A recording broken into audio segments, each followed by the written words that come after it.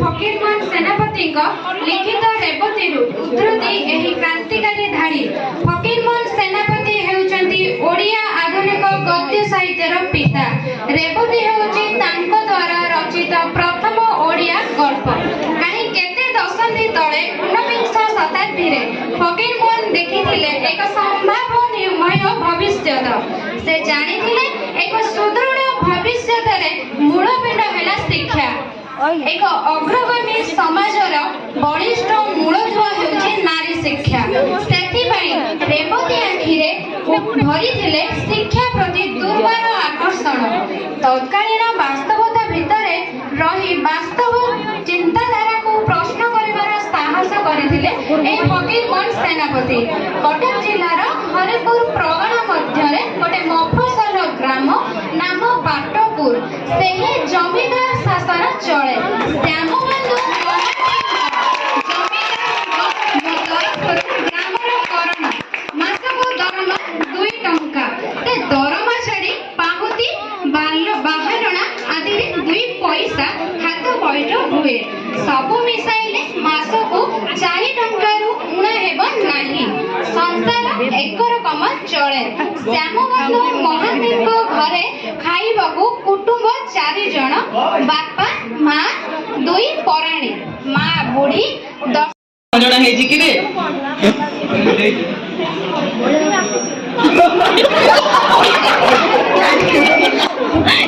अच्छा आ तमर एते कम खजड़ा कोन कि रे। अरे Shyam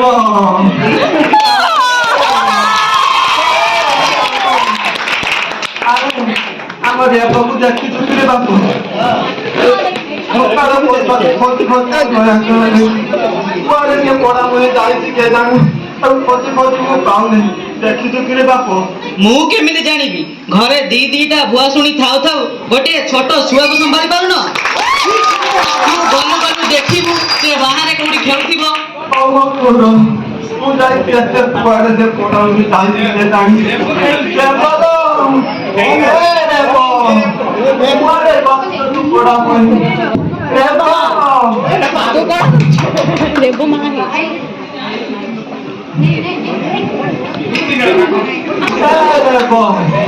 What about you? Try to get what you got a power in. I'll let us up. I'm there for the people.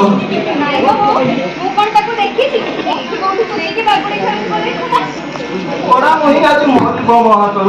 You want to call up the time? I'm there. I'm a pretty daddy.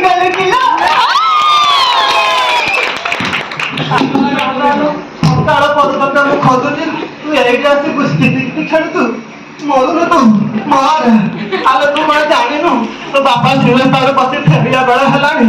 तते न पाले तारे कोन अवस्था हो जानिस ना नाही मो आले चाले लो ए देखो काई देख में तिती तो खेल तू चाले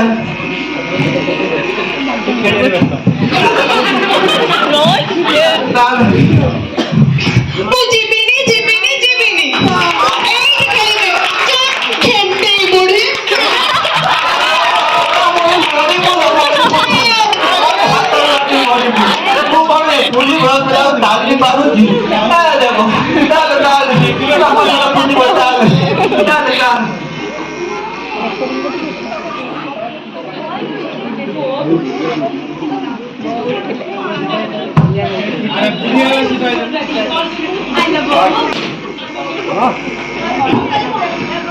हेलो बहू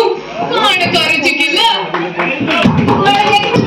बकरो बकरो उठिके बड़े ने सियाडे बोलू देखिलो खरा तरह बोली के केमिति मुंडा रंगा पड़ी गलानी तमे तो सकाळ उठिले बासी पाइथिले लागि पड़िबो आउ बापा तांकर सकाळ उठिले खाली से सिरस्तारे जाई बसी पड़िबे आउ से खेंटे बुढिले से तो तारे सकाळ उठिले खाली बोरी ऊपर गेजरे हेउथिबो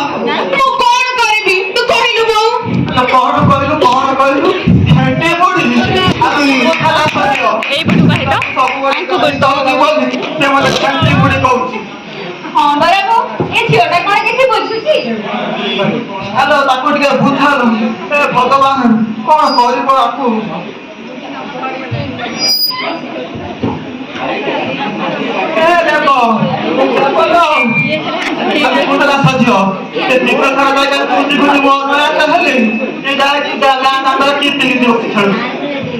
କଣ ହେଲା କହିଲା ଭାଇ ସକାଳେ ଆସିକି ମତେ କଣ ମିଛ କହିଲୁ ଆର ମାସରେ ସେମିତି ନଈ ପହଁରିବାକୁ ଯାଇଥିଲୁ ଯେ ବୁଡି ଯାଉଥିଲୁ ସେ ନିଧି ବେଳା ନଥିଲେ କଥା ଆଉ ରହିଥାନ୍ତା ଓହୋ କାହିଁକି ମୋ ଛୁଆଟା ଉପରେ ସବୁବେଳେ ଗେରେ ଗେରେ ହଉଛ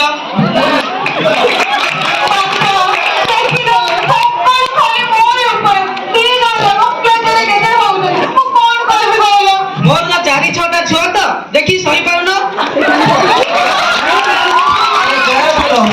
ବାପ ଝିଅ ଏକାଠି ହେଇଗଲେ ମୁଣ୍ଡ ବାଣ ଚାଲ ଚାଲ ହୟ ଶୁଣୁଛ ଖାଇବା ଆସ ସକାଳେ ବୋଉରେ ଯାଇଥିଲା ଯେ ଏବେ ଫେରୁଛି ତାକୁ ଖୁଆଇବ ହଉ ତୁ ଆଉ ରାଗିନା ତୁ ଆଉ କାଲିଠୁ ଘରେ କାହାକୁ ନ କହି ଯିବୁନି ମୋ ସୁନା ଝିଅଟା ବା ଚାଲ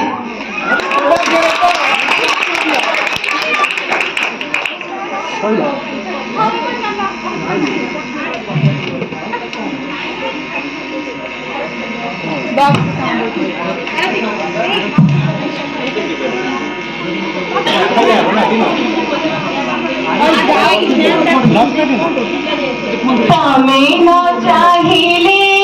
हरि हरि बाजी बातारी तमे न चाहिले हरि गरी बाजी बाकी तारी आहे दया माया में सबे हरि भिना दया माही मोरा गुहारी जाना सारा बाना गिरी आकाशा तुमाले आसा बुठरी राकासा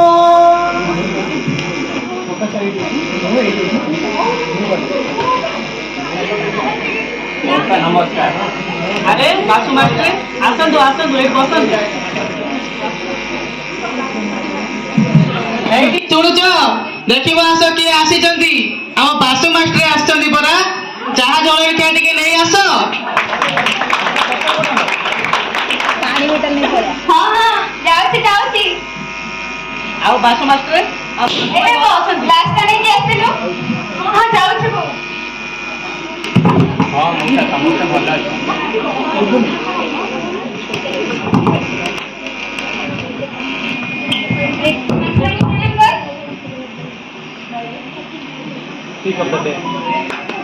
ଆଉ ବାସୁ ମାଷ୍ଟ୍ରେ ଆମ ସ୍କୁଲରେ ଏବେ ପାଠ ପଢାପଢି କେମିତି ଚାଲିଛି ହଁ ଆଜ୍ଞା ଏବେ ସବୁ ଭଲ ଚାଲିଛି ଏବେ ଯୋଉ ଭଳିଆ ଶିକ୍ଷା ଆଚ୍ଛା ଆମେ ଯଦି ଆମ ରେବକୁ ପାଠ ପଢାନ୍ତେ ତ କେମିତି ହୁଅନ୍ତା ହଁ ଭଲ ହୁଅନ୍ତା ଆଚ୍ଛା ଏ ପାଠ ପଢିବା ପାଇଁ କଣ କଣ ଦରକାର ମଧୁବାବୁଙ୍କର ଖଣ୍ଡେ ବର୍ଣ୍ଣବୋଧ ବହି ଆଉ ସିଲଟ ଖଡ଼ିଟିଏ ନେଇ ଆସିବେ ହଉ ମୁଁ ଏଥର ବଜାରକୁ ଗଲେ ନେଇ ଆସିବି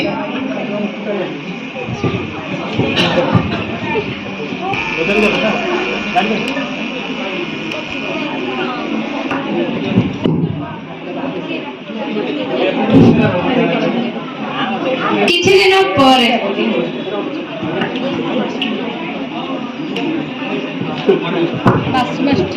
ଲୁଙ୍ଗି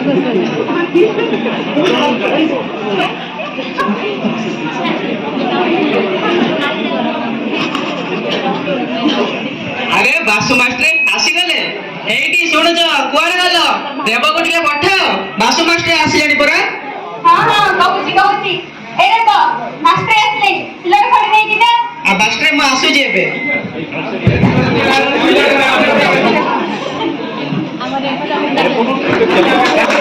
ଆସିଗଲେ ପାଠ ପଢିବା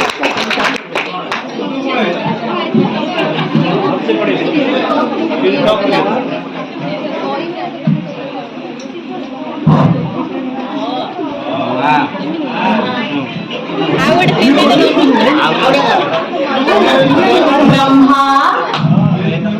ब्रह्मा ब्रह्मा विष्णु विष्णु ब्रह्मा ब्रह्मा विष्णु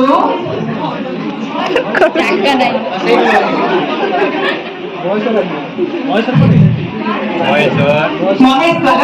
माइक्रोफोन पाखु ने महेश्वर अरे ଟିକେ ब्रेक मारो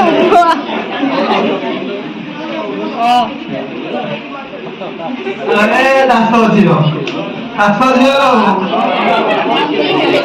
बो ଶାଗ ଆଣିବାକୁ ଯାଇଥିଲ ପରା ହଁ ନେ ଟିକେ ଧରି ଦେ ହ୍ୟାଲୋ ମୁଁ କଣ କହୁଥିଲି କି ଯେ ରେବାକୁ ପାଠ ନ ପଢେଇଲେ ହୁଅନ୍ତା ନା ବୁଝିଲୁ ନା କାହିଁକି ଯେ ବୋଉ ଛୁଆଟା ପଢୁଛି ଯଦି ପଢୁ ସେଥିରେ କଣ ଅଛି ସିଏ ତ ରାମାୟଣ ଭାଗବତ ଉପନ୍ୟାସ ସବୁ ପଢି ସାରିଲାଣି ଆଉ କେଉଁଟା ଅଛି ଯେ ପଢିବ ହଁ ପରା ବୋଉ ଯେବେଠୁ ସେ ପାଠ ପଢା ଆରମ୍ଭ କଲାଣି ସେବେଠୁ କଣ ସିଲଟ ଖଡି ଆଉ ବହି ପାଖରୁ ଛାଡିକି କିଛି ରହୁଛି ସେ ଘରଟା ଭିତରେ ଖାଲି ବସିକି ରହୁଛି ତା ବାପ ପଢଉଛି ଝିଅ ତାର ପଢୁଛି ଆମେ ଦି ଜଣ କଣ ଯେ କରିପାରିବା ଏକଥା ସନ୍ଧ୍ୟା ବେଳକୁ ତା ବାପା ଆସିଲେ ତମେ ଏ କଥା ଉଠେଇଲେ ହୁଅନ୍ତାନି ସିଏ କଣ ମୋ କଥା ଶୁଣୁଛି ହଉ କଥା ଉଠେଇବି ତାହେଲେ ଆଉ ଓହୋ ଏ ଗାଁ କରଣ ହବା କଣ ସହଜ କଥା ଏଇଠି ଶୁଣୁଛ ପାଣି ଗ୍ଲାସ ନେଇକି ଆସ ତ ହଁ ହଁ ଆସୁଛି ଆସୁଛି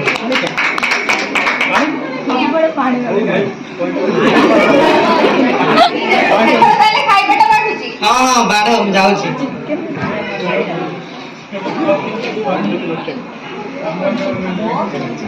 ହାଉସଫୁଲ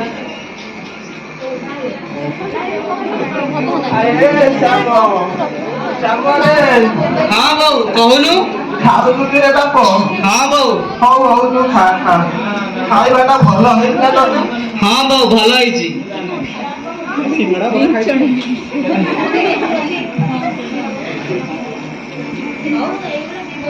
ଏଥର କଣ କହିବ ବୋଲି କହୁଥିଲ କହୁନା ହଁ କଥାଟା ତାହେଲେ ଏଠି କଣ କହିବୁ କହୁନୁ ନାଇଁ ଯେ ବାପ ମୁଁ ଏ କଣ କହୁଥିଲି କି ଆମ ରେବତୀ 9 ପୁରୀ 10 ପୁରିଲାଣି ଆଉ ବାହାଘରଟା କଥା କିଛି ବୁଝିଛୁ ନା ନାଇଁ ମ ମୁଁ କଣ ସେ କଥାରେ କିଛି ହେଳା କରିଛି କି ବୋଉ ଆଚ୍ଛା କଣ ଭାବିଲି ଟିକେ କହିଲୁ ଜାତିରେ କରଣ ଗରିବ ପିଲାଟା ଗରିବ ହେଲେ କଣ ହବ ବହୁତ ଭଲ ପିଲାଟା ଆଚ୍ଛା ତୁ ତାହେଲେ ବୁଝାସୁଝା କରିଛୁ କାହିଁକି ନା ଜାତି କଥାଟା ଆଗେ ପଚାର ଧନ ଦୌଲତ ନାହିଁ ବିଚାର କଣ ବୁଝିଛୁ ଟିକେ କହିଲୁ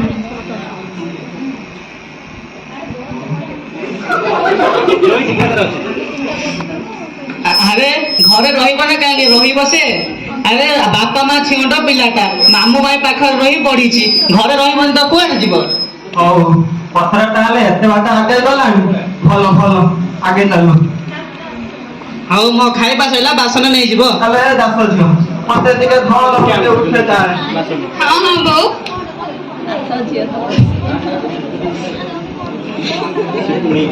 ଛନ୍ତିକି ପଡେ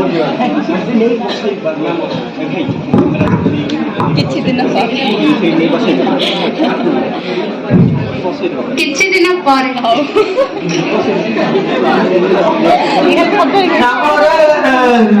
ଏ ଶ୍ୟାମ କୁଆଡେ ଯାଇଛି ସେ ବାହାରକୁ ଏପର୍ଯ୍ୟନ୍ତ କାହିଁ ଆସିନାହିଁ କୁଆଡେ ଗଲା କେଜାଣି ସେ ଆରେ ତୁ ଏଇଠି ବଇଛୁ ତୋ ମୁଣ୍ଡଟା ବିନ୍ଧୁଛି ନା କଣ ହଁ ବୋଉ ଦେହଟା ଜମା ଭଲ ଲାଗୁନି ମୁଣ୍ଡଟା ବି ଜୋରରେ କଣ ହଉଛି ଆଣିଲୁ ଆଣିଲୁ ମୁଣ୍ଡ ଟିକେ ମୋ ଗୋଡ କହିଦେଲୁ ଆଲୋ ଏ ଦାସ ଝିଅ ରେବତୀ ଟିକେ ଆଲୋ ଇଆଡକୁ ମରିଯିବ ତାପରେ ବାପାଙ୍କର କଣ ହେଇଛି ବାପା ତୋର ଉଠୁନ କାହିଁକି ଏ ବାପା ଏ ଶ୍ୟାମ ଶ୍ୟାମ ରେ ଏ ଶ୍ୟାମ ଶ୍ୟାମ ରେ ଶ୍ୟାମ ଆରେ କିଏ ଗୋଟେ ବୈଦକୁ ଡାକରେ ଏ ଶ୍ୟାମ ଆରେ ଆରେ ଏ ବୈଦ୍ୟ ଡାକିଛ ନା ନାଇଁ ଆରେ ଗଲୁ ଗଲୁ ଖଣ୍ଡେ ଟିକେ ଡାକି ଆଣିବୁ ତମାନେ କେହି ବ୍ୟସ୍ତ ହବନି ମୁଁ ଯାଇ ବୈଦ୍ୟ ଯେଉଁ ଡାକି ଆଣୁଛି ଶ୍ୟାମ ରେ ଏ ଶ୍ୟାମ ଶ୍ୟାମ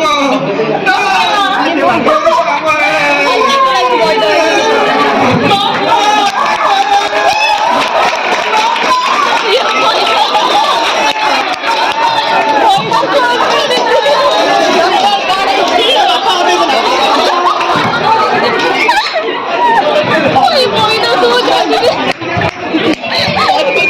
ଆଉ କିଛି କରିବାର ଅବସ୍ଥା ନାହିଁ, ବହୁତ କମ ସମୟ।